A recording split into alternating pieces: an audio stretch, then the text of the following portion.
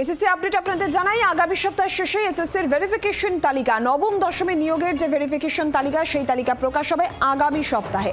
নবম দশমের লিখিত পরীক্ষার ফল আগেই প্রকাশ, শূন্য পদের ভিত্তিতে এবার ভেরিফিকেশনের তালিকা তৈরি হবে এবং সেই তালিকা প্রকাশ হবে আগামী সপ্তাহে।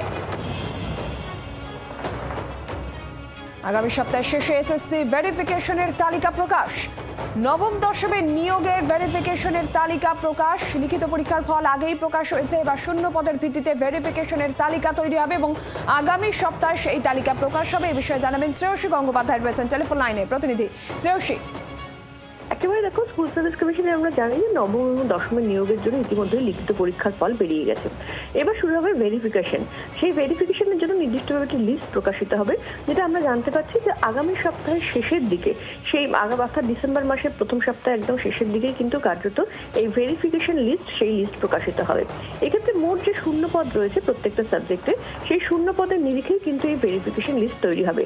প্রতিটি শূন্য পদের জন্য এক্ষেত্রে 1:1.6 অর্থাৎ প্রতি একটি শূন্য পদের জন্য 1.6 এই অনুপাতে কিন্তু প্রার্থীদের ডাকা হবে।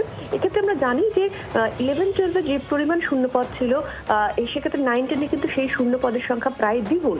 ফলে সেই জায়গা থেকে দাঁড়িয়ে স্পষ্টত যে এবার অনেক বেশি সংখ্যক যারা পরীক্ষার্থী যারা পাস, তারা কিন্তু কার্যত এখানে ডাক পাবেন। ফলে সার্বিকভাবে বলা যেতে পারে যে এক্ষেত্রে নবম দশমেরও যে নিয়োগের যে প্রক্রিয়া, অর্থাৎ সেক্ষেত্রে ভেরিফিকেশন, তারপরে ভেরিফিকেশনের পরে ইন্টারভিউ, সেই প্রক্রিয়াও কিন্তু শুরু হতে চলেছে আগামী সপ্তাহের পর থেকে।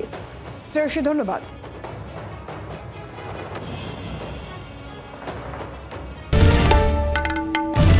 বাংলার আওয়াজ, বাঙালির আবেগ, জি 24 ঘন্টা।